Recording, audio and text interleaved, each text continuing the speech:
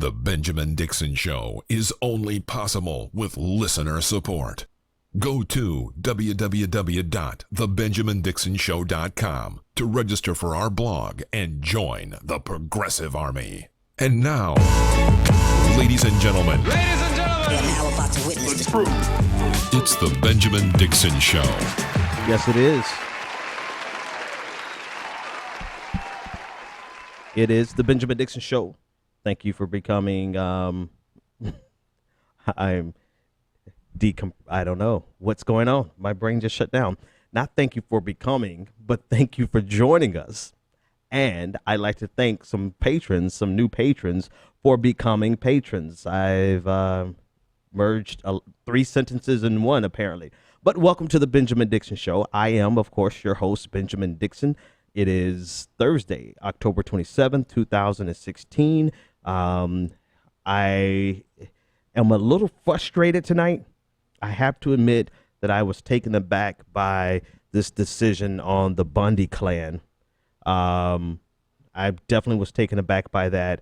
Ammon Bundy and his clan of jihadists, they have been found not guilty in their trial. Simultaneously, you have the North Dakota Access Pipeline protests being overtaken by militarized police in riot gear. So the juxtaposition is really just too much for me today. So we'll talk about all that. I have an interview with Greg Doucette. He is a politician. He's running for office, but I like to follow. He's a Republican. I follow him on Twitter, and I love his conversations. I want to ask him tonight. I'll have him on in a few minutes. Why the hell is he a Republican? Especially now, because he seems so reasonable. And I want to meet a reasonable Republican and see what it is that makes them keep that title.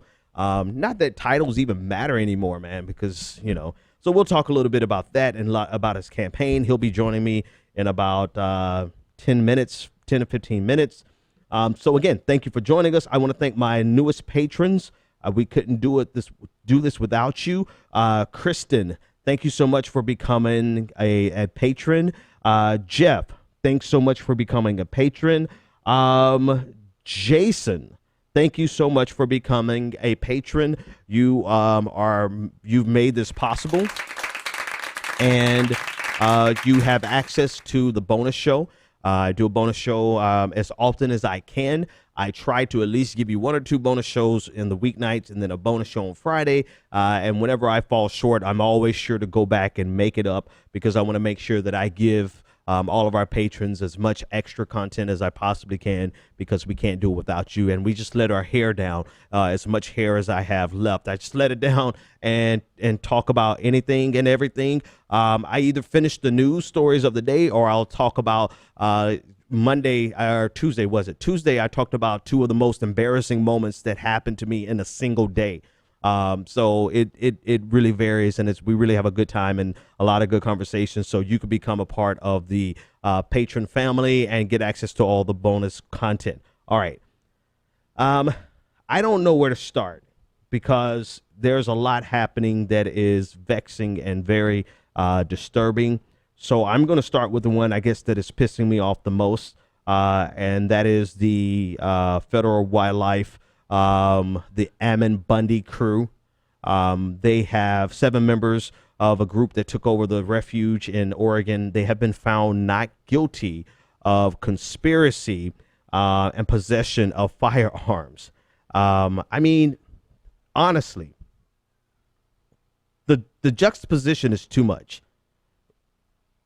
I mean, think about this. These guys were, caught red-handed. There's no doubt to the evidence, right? The facts of the case are not in dispute. The only thing in dispute was their motivation. Because of the particular charge, the charge that carried the biggest weight, which I don't understand, but fine. right? The biggest charge that they were facing had a maximum of 6 years penalty, and that charge was conspiracy to prevent federal workers from completing their work, from doing their job. And because they were not able to prove that Bundy and his team had the intention or the desire to prevent federal workers at the wildlife refuge from completing their job and doing their work, they were found not guilty. During the trial, Bundy presented himself as this clean-shaven, good Mormon who was simply trying to stand up for rights and freedom, and nothing he did. He wasn't trying to challenge the government so much as he was trying to fight for freedom. And he even said that the weapons were not there to prevent the federal investigators from taking back the refuge. He said that the weapons were there to as a statement to draw attention. And then he conceded that even though they weren't there to prevent the federal agents from seizing them the property back, he realized that it helped, right? That it delayed the process. So let me say that again so I can make sure I say it very clearly.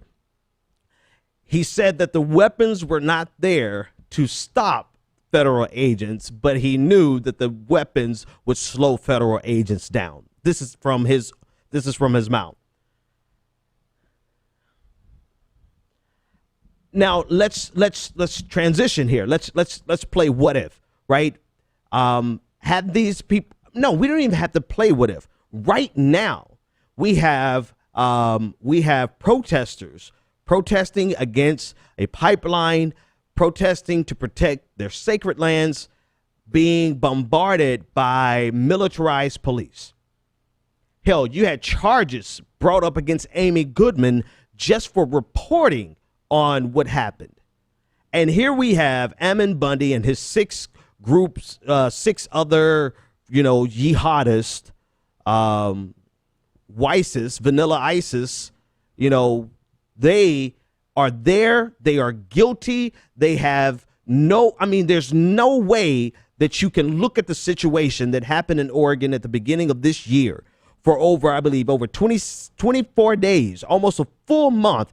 They sought help from people. They solicited more people to come. They marked this as they're standing their ground, and this is where they're drawing the line in the sand, and they were challenging the federal government, and a jury of their peers, emphasis on of their peers, found them not guilty. Only in America. Well, that's not necessarily true, but damn it, only in America can you see this type of insanity happening.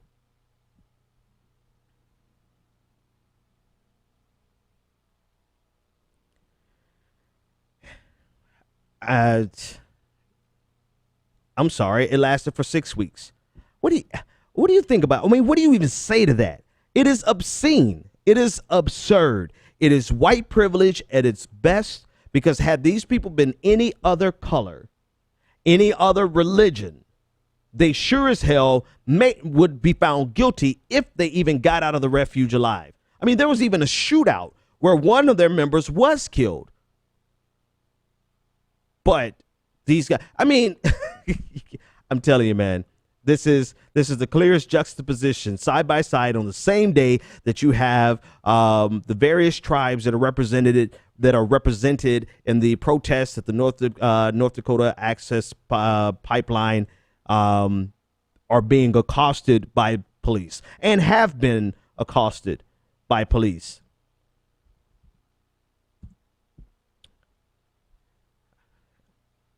I don't know, man. Well, what do you think? 857-600-0518. I want to know what you think, because there's really nothing else to say about this except you can get away with a lot if you are a white, Christian, conservative man.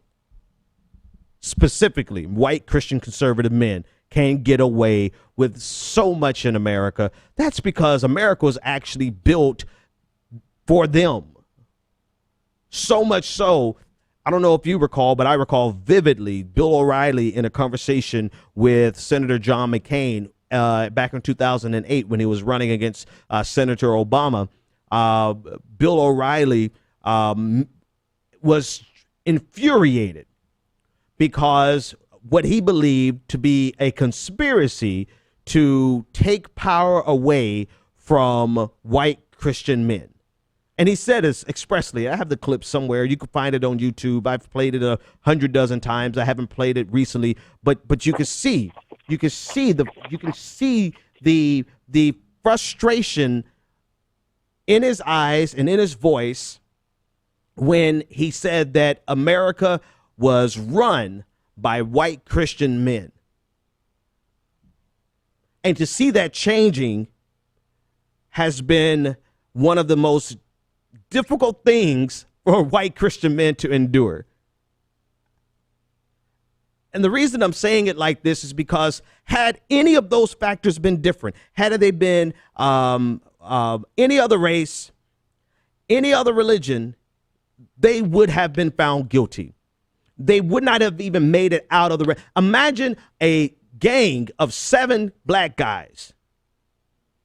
Let's just call them a gang, right? Because they call Bundy. Let's call them a gang. Let's just say 7 black guys from the Missionary Baptist Church, the only black church in Oregon, got together and said, we're holding the line for black lives on this federal property, and we're not leaving. This is where, and they recruit people from all over the country to send them pizzas and instead get dildos in the mail. That was the funniest part. But imagine if this had been 7 men from the Missionary Baptist Church of Oregon.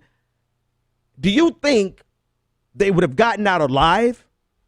And if they did get lucky enough to get out alive, do you think that they would be found not guilty? Because it was 100% dependent upon the jury of their peers looking at this and saying, well, we don't believe that they had a conspiratorial whatever. We don't believe that they were involved in a conspiracy to block federal workers from doing their job. And because we don't believe that, we're going to find them innocent. No.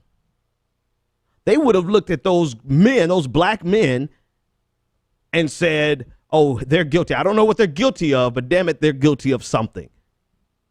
This is where the institutional racism comes into play, right?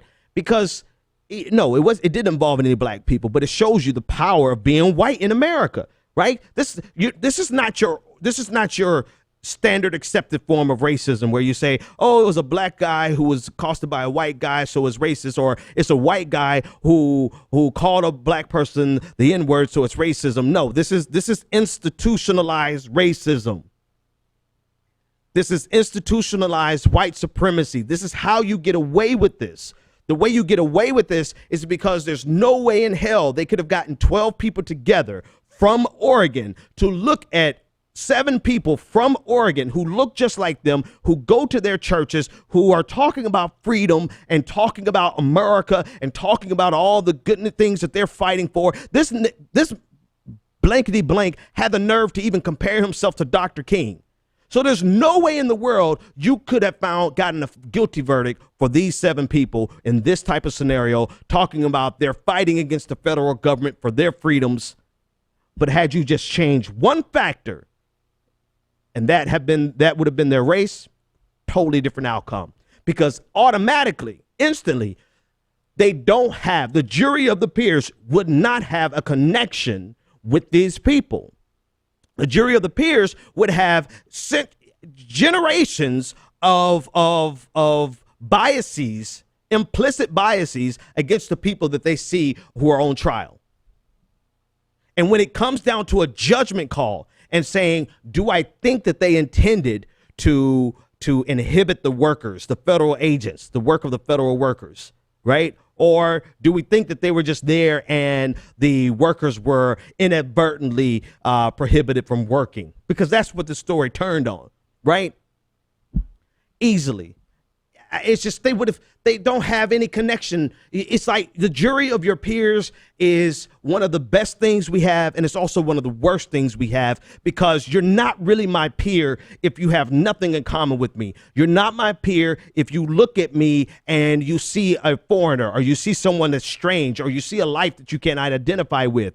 And is it really fair? Do we all have access to the same justice when your jury can look at you and I completely identify with your plight, but that same jury can look at me and have no idea about why I fight, or why I'm standing, or why I'm taking a knee, or why I'm protesting? That's one of the hardest hurdles for us to overcome in our justice system, because it requires an individual change. It requires a change in the minds of the individual people who will look at a case and see. I don't know, man. It's frustrating. It takes a mindset change, because we are not, when I say we, I'm talking about black people, brown people, Hispanic, Native American. Look at what's happening right now. Look at what's going on right now. And you mean to tell me that you expect that they're going to get the same treatment by the law enforcement officers? Are they going to get the same treatment by a quote unquote jury of their peers? Anyway, maybe this is a good place for me to bring on Greg, because he's an attorney out of not only is he a politician, but he's an attorney, and he speaks often about criminal justice reform. So I'm actually going to reach out to Greg here. Let me do something here, folks, and get him on the line, because it's just kind of, it's tiring. It's tiring to see. It's seeing it on the same day, within the same hours, right? Just side by side. You can't even avoid it. You can't help but to draw the juxtaposition and see how the Native American tribes that are there and the people who are standing in solidarity, how they're getting treated compared to Ammon Bundy and his 6 hooligan friends, how they're getting treated. It's very, very, very hard to look at. All right, let's try this. Let me test this out. We didn't get a chance to do a sound check, but I'm counting on technology. Greg, how are you? I'm good. How are you? Doing good, doing good. Now, I don't have video for you. I don't know if you want to cut video on. If not, that's fine. We could just do audio. There it is. It's more up to your followers, man. I'm not sure they want to look at my face. Hang on. There we go. There we go. Greg, listen, man, thanks so much for joining us. You are a joy to follow on Twitter, to tell you that much. We've got a lot to talk about. I want to talk about your campaign. I want to talk about why in the hell you're still a Republican, all things considered. But help me out with have you had a chance to even look at what's going on with the jury verdict in the Ammon Bundy and his crew? I've been trying to catch up as best I can on Twitter. So I've got a little bit of information, but not a whole lot. So the crux of it is the jury found them not guilty because the court couldn't prove that they intended to prevent the federal workers from completing their job, right? There's a conspiracy to prevent federal workers from completing their task, and that's the charge that carried about 6 years worth of time. And the court wasn't able to prove it. But I'm wondering, in this type of scenario, how could they prove it? Because it really turns on how the jury views the story that Ammon Bundy, no matter what actually happened, it's how they view and how they sympathize and empathize with his plight. And he even threw in Dr. King for good measure. Like, he's like, he had to take a hard stand like Dr. King. And, all you got to do is throw out Dr. King and all of a sudden everything is all right in certain circles. So I don't know, man. I don't know if you have anything to say about that, but help us out. Like, say something smart and good like you do all the time. Well, I mean, there are two pieces to it. So I think you're right. The issue of implicit bias with the jury is very real. There's actually a media story out just this morning about how juries, when they're giving civil verdicts, are more inclined to value a white person or a male, give them a higher dollar amount if, the case was out of New York about a child who was eating lead paint and now has permanent mental retardation. When they were suing for damages, the Plaintiff's attorney, of course, made arguments about the life that he was going to have. He could have gone to high school, college, and everything else. And the defense attorney actually said, well, statistically, he's a person of color, so he's not going to have that type of lifetime earnings that a white kid would have. Wow. And the jury bought it. So implicit bias is a very real problem. It's especially a problem for those of us that do criminal defense work when most of our clients are, African Americans or Hispanic.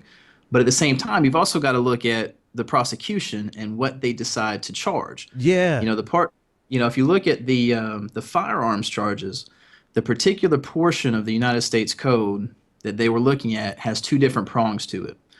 The first prong is just you brought a gun onto a federal facility. It's very straightforward. There's no way I could envision the Bundys getting out of that.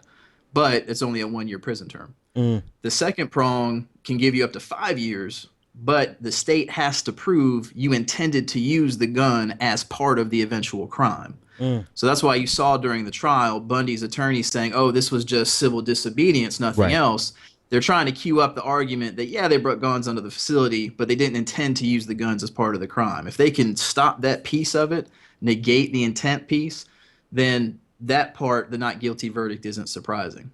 Yeah. But I agree with you on the bias part, but you also got to keep up on you got to force the U.S. attorneys to do a better job with prosecuting people. Yeah. I mean, that's I would never forget the prosecuting attorney in the Trayvon Martin case, and that was not only the charges that were brought, but also the manner in which the trial was carried out. There's so many avenues of escape, and it just seems as though, to me, it just feels it's frustrating, Greg. It's so frustrating, especially when we juxtapose it to what's going on in North Dakota with the protests. But we'll get to all that. Thanks for saying what you did say, because you walked me back a little bit. All right, so let's talk about you. Let's talk about what you stand for. I remember the very first thing I found out about you. You were telling us the story on Twitter about one of the people that you represented, and I can't remember the story exactly, but it was a young black man that you represented, and you were basically using Twitter as a means of documenting the biases that you had to overcome on behalf of your client. I don't know if you recall that. That was about a year ago. Tell us if you recall any of those details. It doesn't have to be that in specific, but tell us a bit more about what you do as an attorney and what you run into in terms of race and racial biases and the things that you've had to overcome, especially those things that run counter to your party, because your party is not really buying all this implicit bias stuff. They're not buying it at all. So the case you're talking about, I do a lot of work with students. And when I started my practice, I billed it as I was doing education law, but focusing on, kids in college. What that turned into quickly was a lot of criminal defense work, because frankly, the students get in trouble for underage drinking, possession of marijuana, silly stuff like that. So out of my first 10 clients, only one of them had like a bona fide education issue. Everyone else, it was a criminal defense case. So for this particular young man, he was a 17-year-old and was driving home from church. And you had two different versions of the story. So end result, he's charged with reckless driving to endanger. A neighbor called, said that he was doing donuts in the middle of the street, nearly hit and killed the guy's wife. That's the story that was told to police. Right. My client said, cat came out into the street. I tried not to hit it, slammed on the brakes. My car spun out.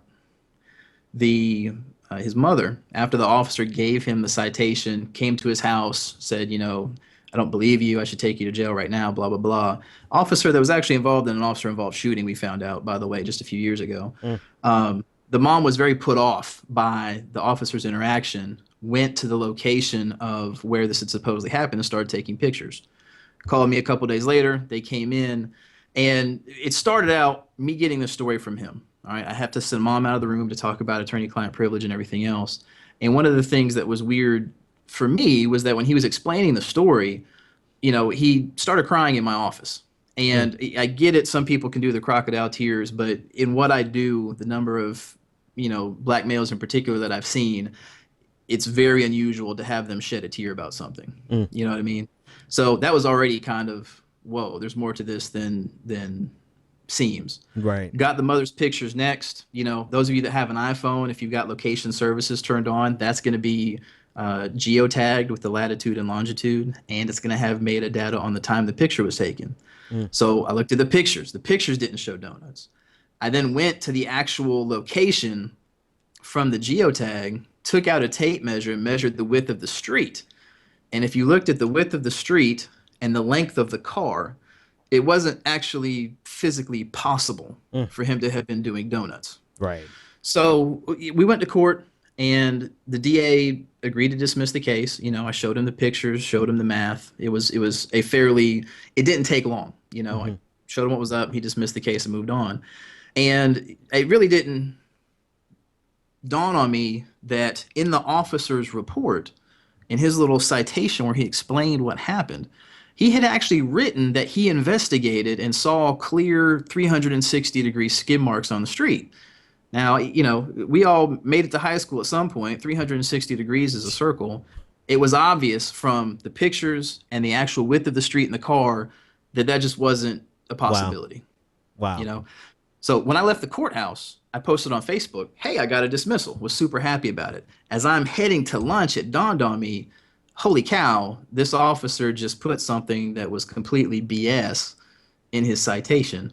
And I started tweeting about it. So if any of you folks watching, you know, want to check my Twitter account, I've got it pinned at the top because to this day, that's one of the craziest cases that I've had. You know, it's something minor. It was only a traffic case. Right. But if someone in law enforcement is going to lie about that, what else are they going to be willing to lie about? Yeah. You know what I mean? Yeah.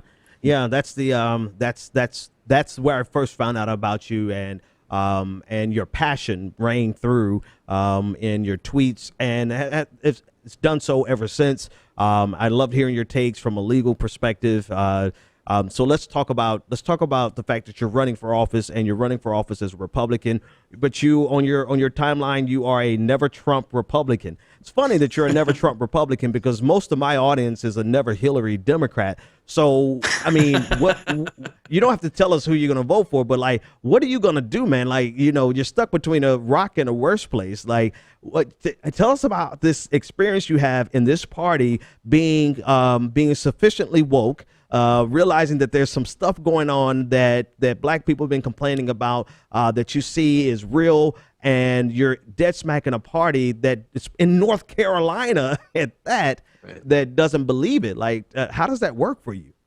It's hard, man. Look, when I grew up in Virginia Beach. It's a military and tourist town. That's what Virginia Beach is about. So the Republican Party up there is very different from what I had, you know, down here. I grew up in a majority minority neighborhood. Several of my black classmates were also Republicans because they had parents in the military, you know, grew up as Reagan babies. That was kind of the thing. You know what I mean? So that was it's a very small L libertarian focus, you know, size and scope of government, amount of taxes, stuff like that. I came down here, and there's a lot more of a social component to it. You've got, frankly, a lot of, especially now you could tell with Trump, a lot of racists in the party. And that's been tough for me to deal with. You know, I used to be the vice chairman for the Wake County Republican Party years ago, and they kicked me out because they said I was too liberal. So that happened back in 2005. And I was done with politics. I just said to hell with it. You know, I'm not going to bother doing anything in the political arena. Focused on getting my college degree, eventually went to law school. And it was something where, to be honest with you, Mitt Romney, to me, kind of restored my faith in what the Republican Party was about. Because even though people got on him for being out of touch and being rich and everything else, he focused on what republicanism was to me. You know, the size and scope of government, what are we doing, how are we doing it? Not let's go and fight, you know, the latest abortion battle or lock up more black people or anything like that. Greg. And then, Mitt Romney, Greg, man, okay, go ahead. Let me leave you alone. Go ahead. No, you're good. You're good. Well, actually, let me throw this out here for you because you brought this to my attention on your timeline. Follow this guy on Twitter. He's got some great stuff. It's amazing to me that the one thing Mitt Romney was right about, he's wrong about everything else. Everything else he's absolutely wrong about. But the one thing he was right about is the role that Russia is playing in geopolitics right now. I mean, he called it like 2012, and everybody laughed. I laughed him to scorn, man. I'm like, I'm rolling on the floor literally because I'm like, where's this dude coming from? But he was spot on, even if not from Russia being such the huge aggressor to being Russia is just front and center in our calculus right now. Did you believe him when he said that in 2012? What did you think when you heard him say it? And now what do you think in hindsight? It was one of those things where it's like he must know something that I don't, because of course I didn't see it in the media or anything. But then when Russia invaded Ukraine, I was like, oh, you know, all that stuff kind of comes back to mind. And then now we've got the latest stuff with them, you know, being involved with hacking Hillary's emails and all that, you know. So he was definitely right.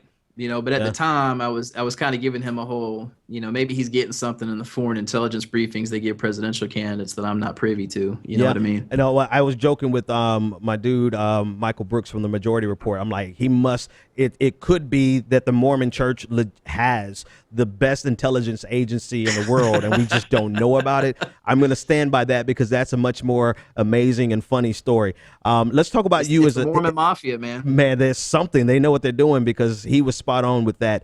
Let's talk about you as a candidate and your race. I haven't talked to any candidates in a long time. Like, I cut off talking to candidates at least like 3 months ago. But I want to talk to you as an individual, as a person, and I have you here, so I would not have you here and not talk about your campaign. Some of the issues that you raised is that you want to raise the age. North Carolina is one of only 5 states who automatically treat every 17-year-old as an adult for prosecution, and you want to tackle that head on. Give me like 30 seconds about why.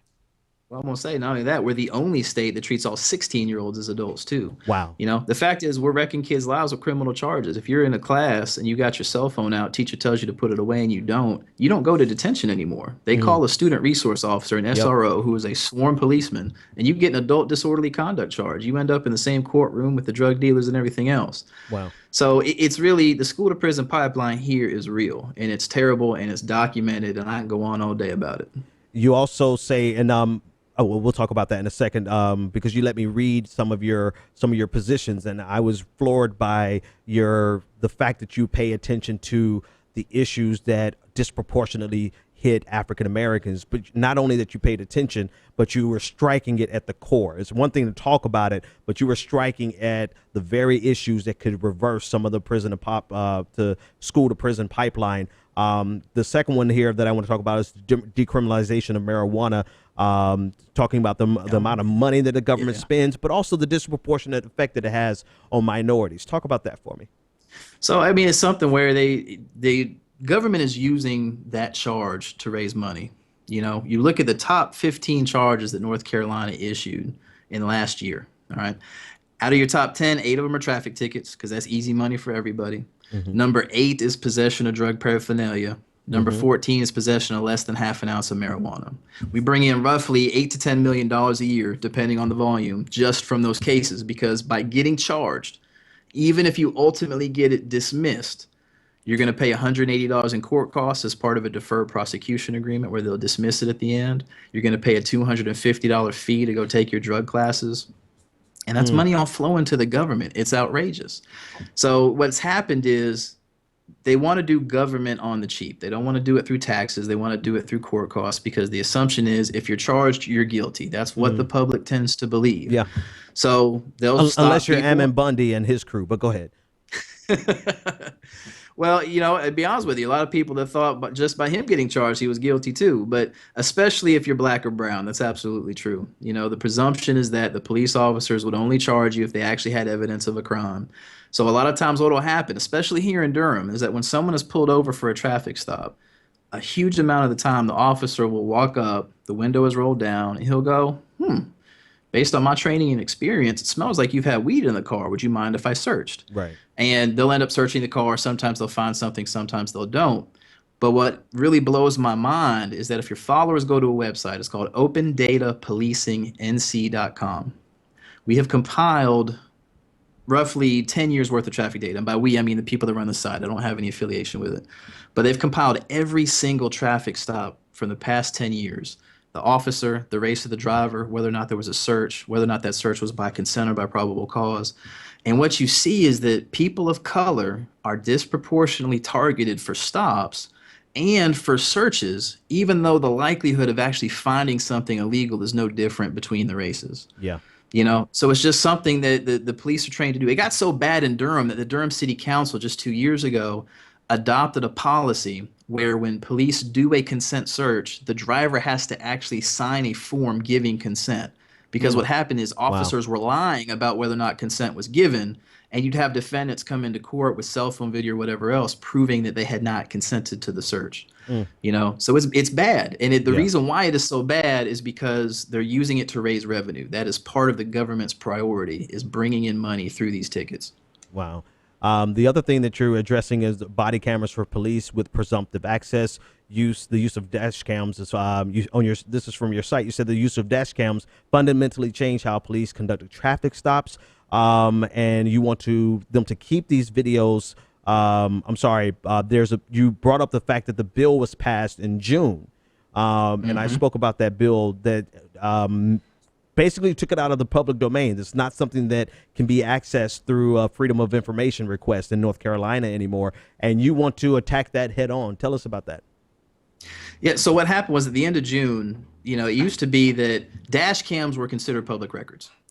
As body cams came into being, there was an open question as to whether or not they would also be public records. And based on how North Carolina's Public Records Act was written, it's pretty obvious that they should have been. Well, what happened was the lobbyists for the police associations didn't like that, wrote a bill that they introduced near the end of the legislative session this year, as everyone is focusing on, fallout from House Bill 2, our bathroom bill, all that type of stuff.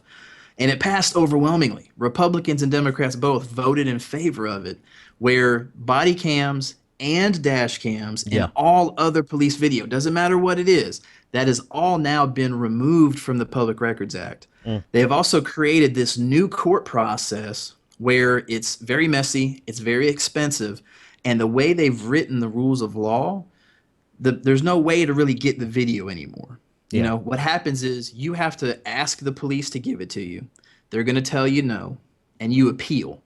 And when the court looks at the appeal, they can only release the video if the police, the magic phrase is, abused their discretion in denying it. And in legalese, an abuse of discretion standard gives a lot of deference to the people that made the initial decision. Basically, as long as the police think about it before they deny it, they haven't abused their discretion. Wow. So what you're going to see happen this coming year is that video is not going to come out. Absolutely. You look at the Keith Scott killing in Charlotte.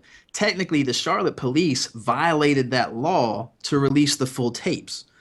So it's something where, as taxpayers, as attorneys, as anyone who wants the video, the system is now in place to block us from getting it. But from the standpoint of the police, when they want to release the video, they're just going to violate the law and they're not going to have any repercussions for it. Wow. And the fact is, the Democrat that I'm running against voted in favor of that. Wow. So this is your platform. You're a stand-up guy, even though you're a Republican. But one thing I've noticed, one thing that's true, right? That's been proven true on my show is that your party affiliation doesn't mean jack, right? Because we've got some Democrats who voted for the bill that you just talked about in June. You also had Democrats who voted for, was it HB2 or was it HB3? Yep. The transgender, the HB2, the Transgender Discrimination Act. So you have plenty of Democrats who are on the wrong side of a lot of issues. And, listening to you talk on social justice issues, you're on the right side of those issues. If I can say so myself, you're definitely stand-up guy in that regard. Just a comment. Somebody said that in the chat room, they mentioned that you've done some pro bono work for activists who have been arrested and prosecuted.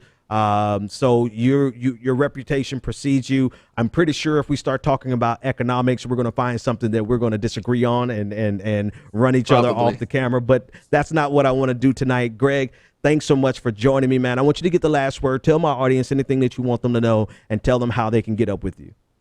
Look, I just want y'all to follow me on Twitter. It's at Greg, Greg _ Doucette, Doucette. They've already tweeted me out, the Ben and his folks.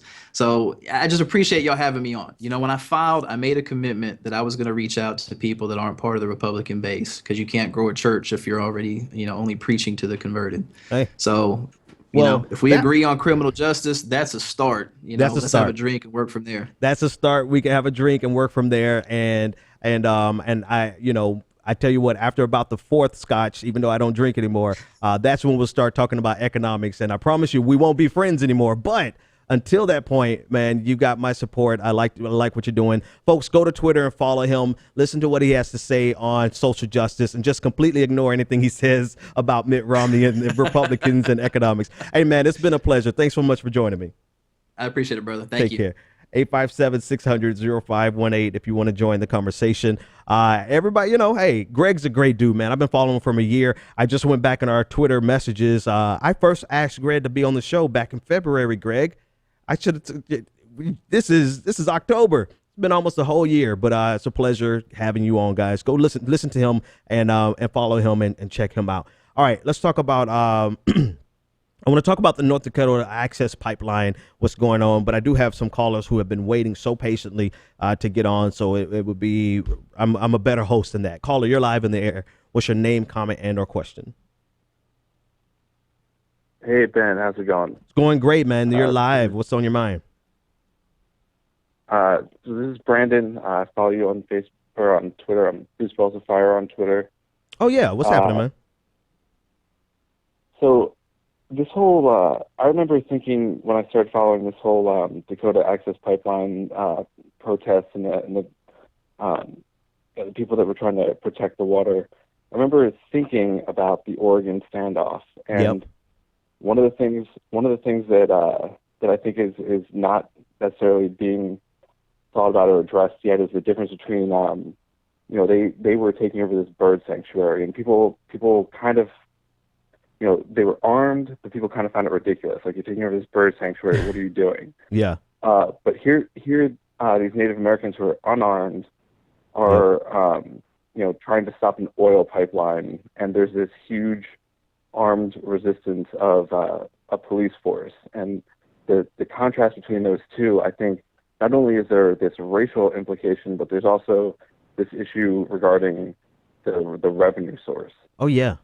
Most certainly, man. Like, so the Bundy issue to me just is a clear statement of white male privilege, and particularly white male conservative privilege, like the privilege you have to point a gun at a federal officer because you are an open carry protester. Like, that privilege isn't passed down to just anybody, right? But what's going on in North Dakota has so much to do with how our government is 100% complicit and co-conspirators with big banks and with big energy, and will be silent because they know there's nothing that they can really say about this. I mean, what are they going to say? What is President Obama going to say about this? What's Hillary Clinton going to say about this? They can't say anything about this because it would either expose what side they're really on, or it would put them on the wrong side of their donors.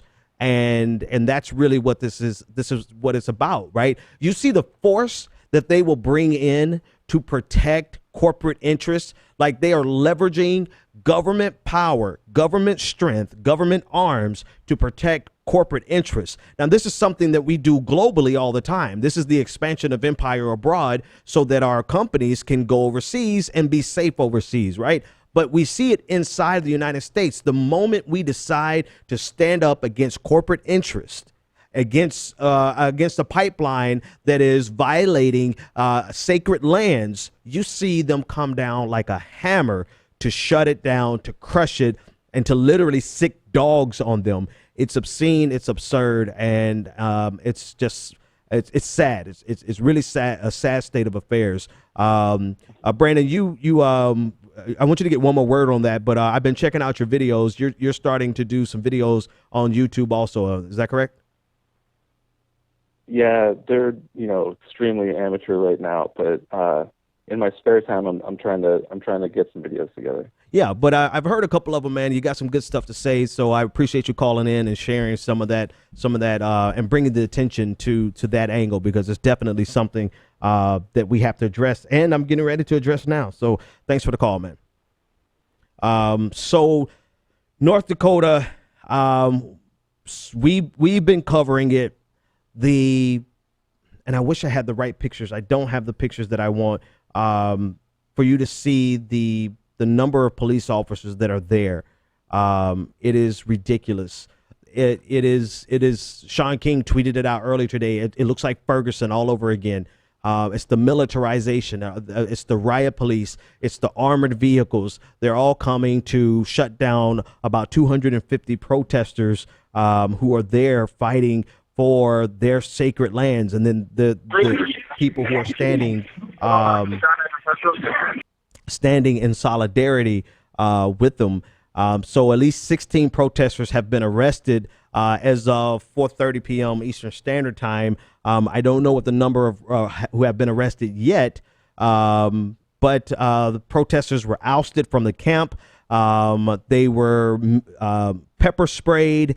They were removed with police with riot gears, trucks, Humvees, using buses. I mean, they had helicopters in the air. They had a plane scanning from the air. I mean, they had all hands on deck to make sure that this pipeline could move forward in the face of protests.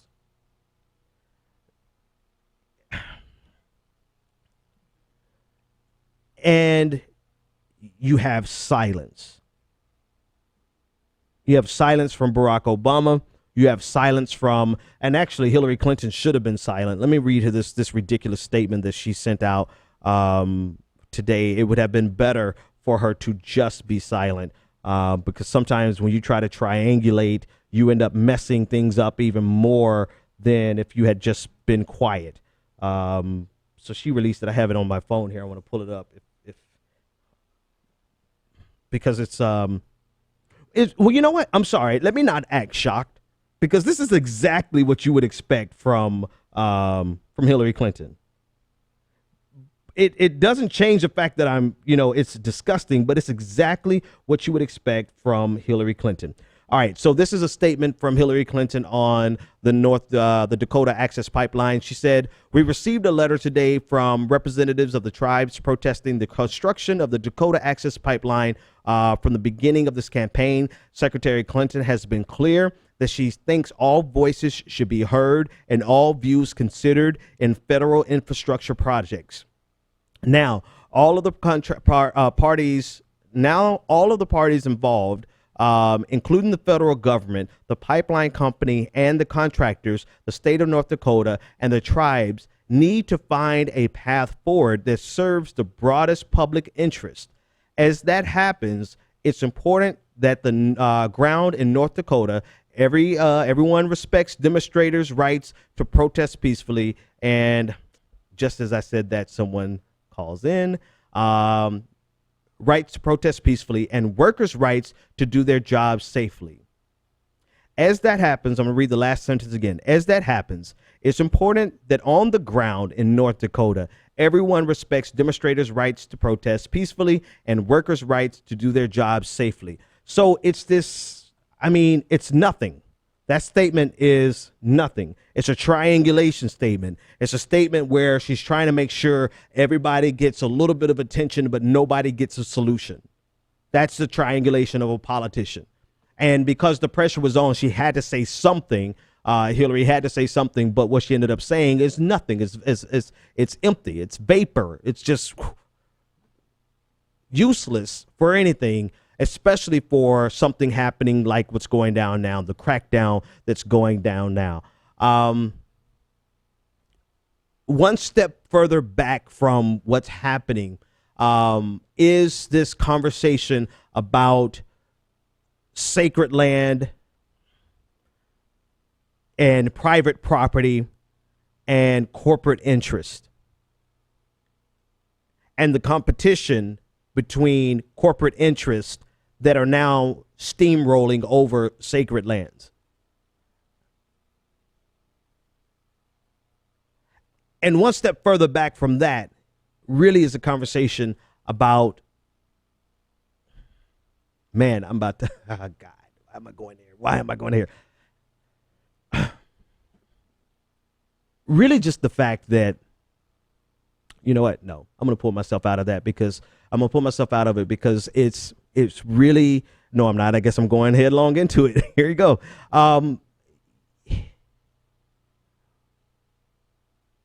It's amazing the interest that people have in property when it's convenient for them to have interest in property.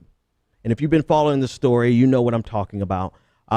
It's amazing when people are willing to recognize an agreement and when they're willing to just ignore that agreement. As soon as financial interests get involved, all bets are off. As soon as not just financial interests, but big finance, big banking interests get involved, you can forget about everything that has ever been promised to you, because if your land stands in the way, and whatever your land is, it could be whatever that represents, right? It's not just physical land. It could be your health. It could be the environment. It could be anything. It could be everything. It could be your individual freedoms. As soon as what's sacred to you gets in the way of moneyed interest, they will steamroll over you and rewrite history to their benefit.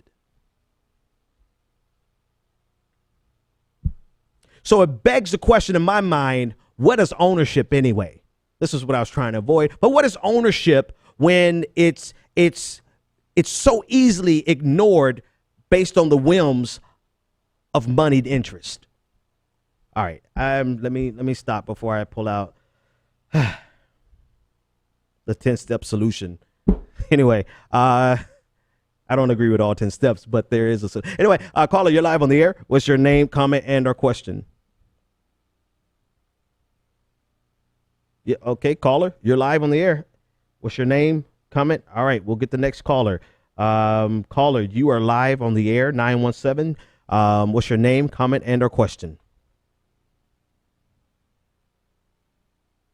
Okay, what's going on with my audio?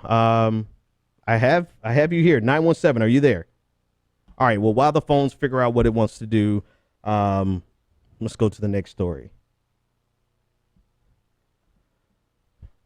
Actually, I want to hear what you guys have to say, and I have no idea what's wrong with my phone. So I guess until I figure that out, let's try this. Okay, I have one. Here we go. Caller, you're live on the air. What's your name, comment, and/or question?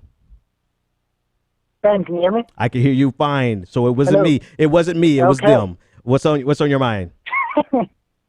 It's David. On this pipeline issue, I think what's amazing is so far in all of the inner cities, when it comes to Black Lives Matter, when it comes to the murders and the police presence, they've used the rationale that they're there to stop violence or to stop riots and whatnot.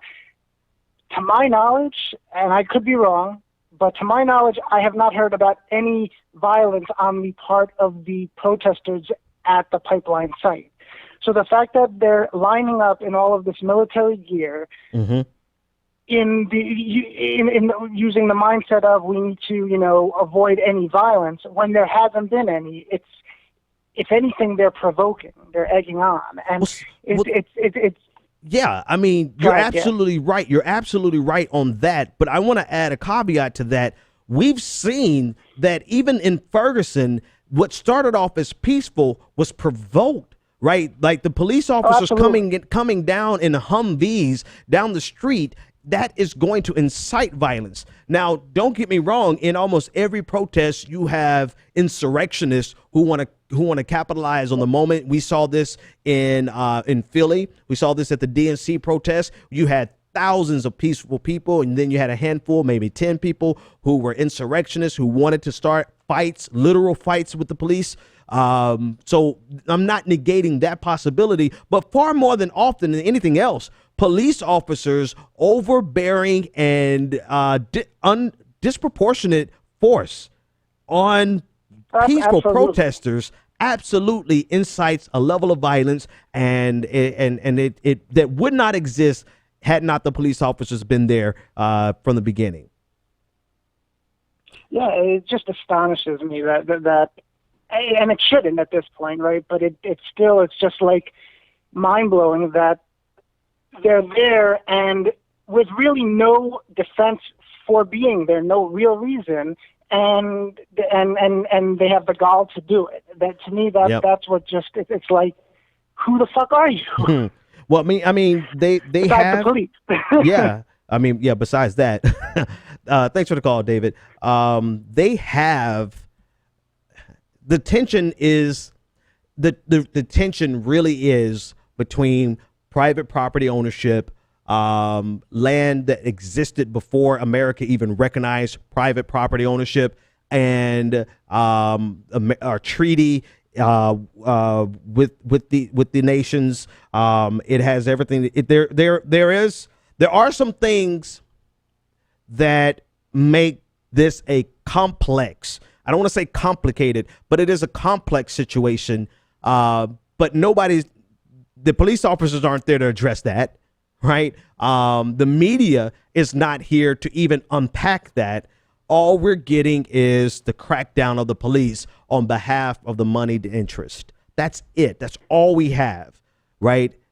Because we're never going to actually talk about the tension underneath that created this problem in the first place. Because if we happen to talk about that, then maybe we're going to unpack some real problems in America. And that's the one thing we'll never do, is actually unpack some real problems. Caller, you're live on the air.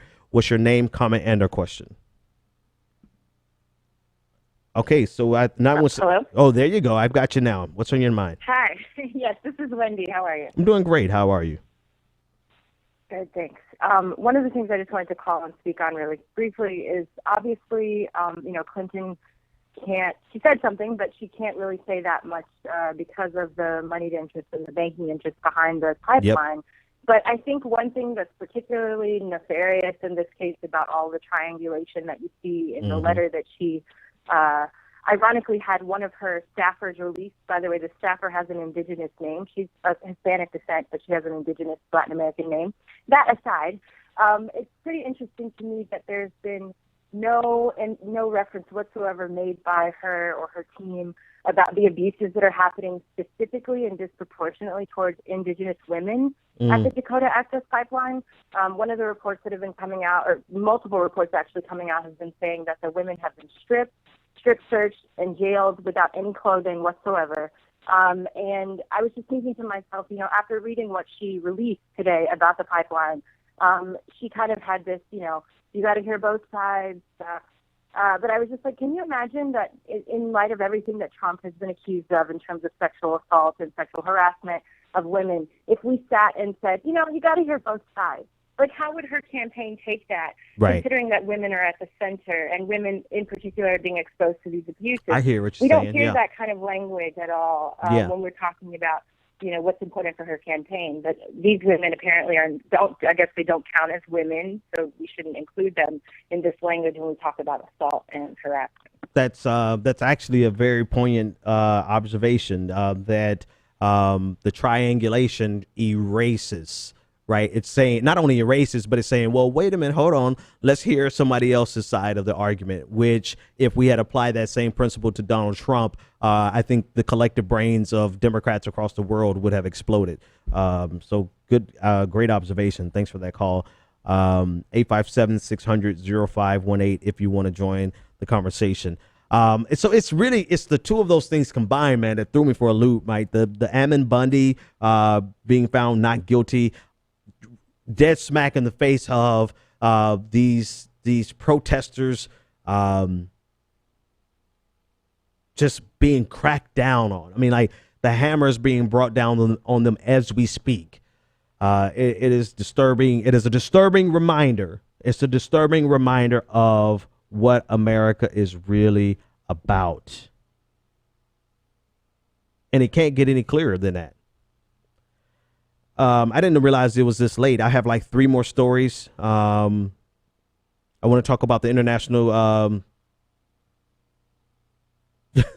I'm sorry. I'm reading this, the ICC, and I'm reading in my notes here how an official from Gambia referred to the ICC as the International Caucasian Court. I want to talk about that, but I'm going to have to do that probably in the full hour show on tomorrow. Also on tomorrow, I'll take this last call, but on tomorrow, I'm also going to cover, let's see, the FCC. The FCC passed down some rules today that, if fully implemented, really present an opportunity for us to protect our data against companies who collect and sell our data. I mean, everything from your browser history to your financial records to your health records. Some interesting rules came down. And so we want to see if those rules are actually implemented, the effect that they will have. So I'm going to cover all those on tomorrow. I'm going to take this last caller, and then we'll get out of here. Caller, you're live on the air. What's your name, comment, and or question? Hey, Dennis, Bryce, what's going on? Hey, Bryce, what's going on, man? So obviously, it's really sad what's going on in North Dakota and how, the militarized police stuff is still the issue and the donors. And it's just frustrating because it's like money, politics, it's just how this affects everything. And, I hear some, I don't know, I'm at a loss for words. And Republicans, even if the Republicans are in power, they still would do nothing about the fix the situation. And it's just, we got to find a way to get money out of these situations, because it's going to keep getting worse. Yeah. Because the more money that pumps in, the more that we just don't care. So yeah. That's how that kind of goes. Yeah. Thanks for the call, man. I don't know. I mean,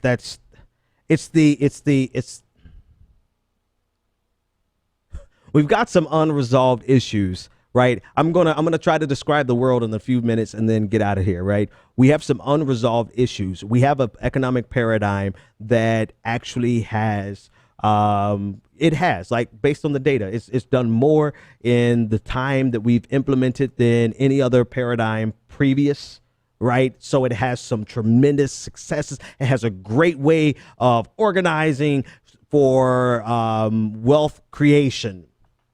Great. But underneath it are some unresolved issues that leave not just landmines, but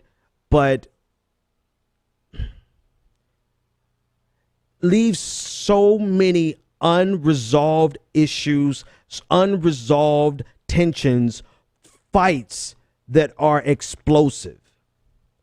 And you're seeing those tensions played out right now in North Dakota. You see those tensions played out right now in the poverty that exists in the face of all of this wealth, and the number of hours that the average human has to work just to live in this world where everyone else has so much wealth, right? The amount that we have to pay for rent just so we can have a roof over our head in this system that has created so much wealth for the entire world, right? There are forces at play that go far beyond this meritocracy that they try to convince us that the only reason that their only problem is the problem with the individual person. There's no systemic problems. There's nothing wrong with capitalism. The only thing wrong with capitalism are the lazy people who aren't out there working capitalism. And I'm not trying to belittle what's happening, the very specific issue that's happening in North Dakota, right? Because that's something that should be addressed right there by itself. But at the end of the day, I feel a little depressed because this is on quote unquote private property. And so long as they could throw around, this is on our private property, there is nothing that President Obama can say or will say. There is nothing that a politician will actually do. There is nothing that's going to stop the police from ultimately removing these protesters except for the protesters. That's it. That's the only thing standing in the way. That's the only thing blocking them, because this system is not on our side in North Dakota. It's not on our side on any issue, but specifically the way this system is built and structured, they are fighting a losing cause over there, and they should keep fighting it because somebody has to fight it, Somebody has to look it in the face and say, I don't care what your system tells me. I don't care what your rules are. What you're doing is wrong. That's why politicians are silent. That's why you're not going to get coverage, because unless that coverage includes a discussion about the underlying problems in our system and this capitalistic globalized system, then the only thing they could do is talk about the fact that there are protesters there and the police are there to crack down. And they don't want to talk about that. They don't really want to talk about the abuses. They don't really want to talk about the injustices. All they want to talk about, they don't want to talk about any of it, because they didn't cover it at all. Because they know if they start talking about it, then that's going to unpack or open up some conversations that we want to keep unresolved. We don't want to talk about the real problem. We don't want to talk about the fact of all the things that I've already listed, and some. I don't feel like listing them again, but I just feel as much as I stand in solidarity with them, my heart goes out to them, because they're fighting. They're not just fighting for that particular land. They're fighting against a machine that tells them that they have no right to the land of their ancestors. I mean, think about that. That's obscene. That's absurd. The Benjamin Dixon Show is only possible with listener support. Go to www.thebenjamindixonshow.com to register for our blog, join the Progressive Army, and support The Benjamin Dixon Show. It's Ben Dixon! If you like this episode, be sure to share, like, and subscribe.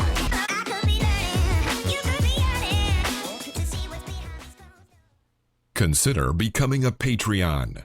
Go to www.patreon.com/The BPD Show and support The Benjamin Dixon Show. One last details, people. Actually, no, never mind. See you guys on Monday. I'm going to do a bonus show right now. Bonus show coming up. Go over to patreon.com if you want to get it later.